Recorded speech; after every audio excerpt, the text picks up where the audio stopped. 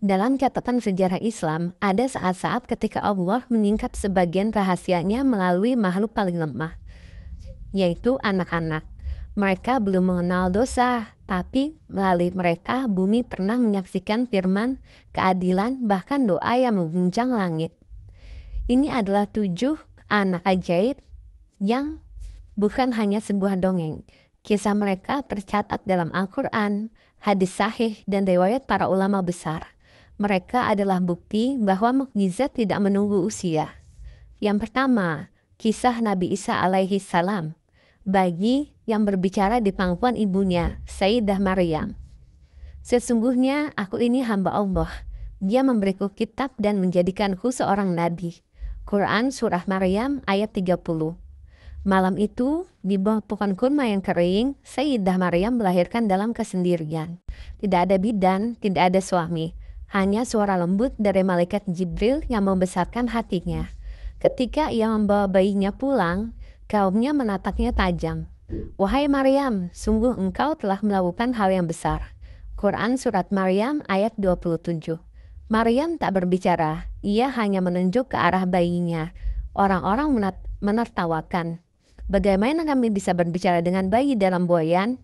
Tapi saat itu, bayi kecil itu, yaitu Nabi Isa, membuka matanya dan berbicara dengan tenang. Sesungguhnya aku ini hamba Allah. Suara mungil itu membelah keheningan. Fitnah pun runtuh, dan sejak itu Isa menjadi nabi pertama yang berbicara sejak lahir. Mukjizat ini menunjukkan bahwa Allah mampu menegakkan kebenaran bahkan dari lisan yang baru mengenal udara dunia. Kisah kedua, bayi dalam kisah Juraij, diriwayatkan dalam Sahih Bukhari dan Muslim. Ada 3 bayi yang berbicara di masa kecilnya. Isa putra Maryam, bayi dalam kisah Juraij, dan bayi dari Ashabul Ukhdud. Hadis riwayat Muslim nomor 2550. Juraij adalah seorang ahli ibadah. Hari-harinya dihabiskan dalam sujud dan zikir. Hingga suatu hari ibunya memanggilnya di tengah sholat. Ia ragu, menjawab ibunya atau menyelesaikan ibadah. Ia memilih sholat. Ibunya marah dan berdoa, "Ya Allah, jangan biarkan Juraij mati sebelum ia diuji dengan wanita." Dan doa itu terkabul. Bertahun kemudian, seorang wanita fasik mengkitahnya hamil dengan anak Juraij. Orang-orang murka. Mereka menghancurkan tempat ibadahnya dan menyeretnya keluar. Dengan tenang, Juraij berkata, "Bawalah bayi itu kepadaku." Ketika bayi diletakkan di pangkuannya, Juraij memohon, "Ya Allah, tampakkanlah kebenaran." Lalu bayi itu membuka matanya dan berkata, "Bapakku adalah penggembala kambing." Lalu kerumunan terdiam. Bayi itu bicara. Fitnah terbakar oleh kejujuran dari bibir si bayi. Juraij dibersihkan dari tuduhan dan tempat ibadahnya dibangun kembali dengan emas. Yang ketiga, kisah anak kecil yang menurunkan hujan. Diriwayatkan dalam Hilyatul Aulia karya Abu Nuaim dan Bidayah wan Nihayah karya Ibnu Katsir. Suatu hari, negeri itu dilanda kemarau panjang. Orang-orang berdoa di tanah lapang. Namun, langit tetap membisu, tetap kering tanpa hujan. Lalu, seorang anak kecil berdiri di antara barisan orang dewasa. Ia mengangkat kedua tangannya. Matanya menatap awan yang tak kunjung datang.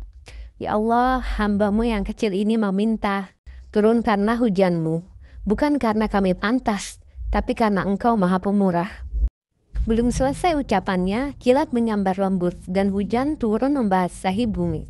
Semua orang menangis, termasuk Hasan al-Basri yang berkata, "Doa anak yang bersih dari dosa menembus langit tanpa izin malaikat." Anak itu tak disebut namanya dalam sejarah, tapi keajaibannya hidup dalam kitab para ulama tentang ketulusan yang mampu mengguncang langit.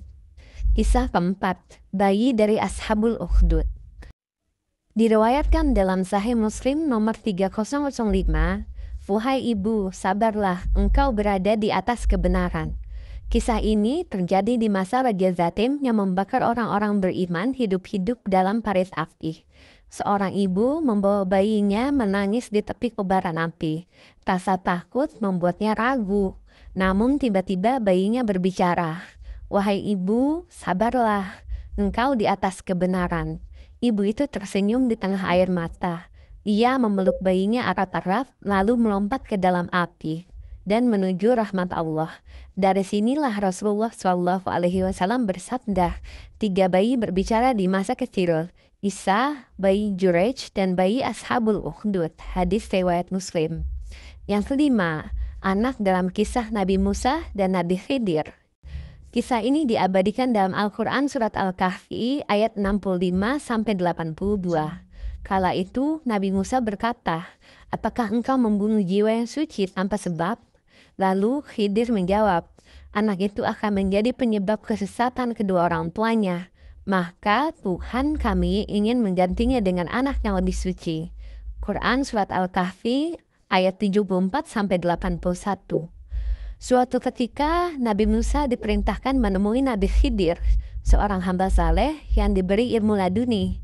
Dalam perjalanan, Khidir melakukan 3 hal yang membuat Nabi Musa bingung. Pertama, melubangi kapal. Kedua, membunuh seorang anak kecil. Dan memperbaiki dinding tanpa imbalan. Nabi Musa marah saat melihat anak kecil itu dibunuh.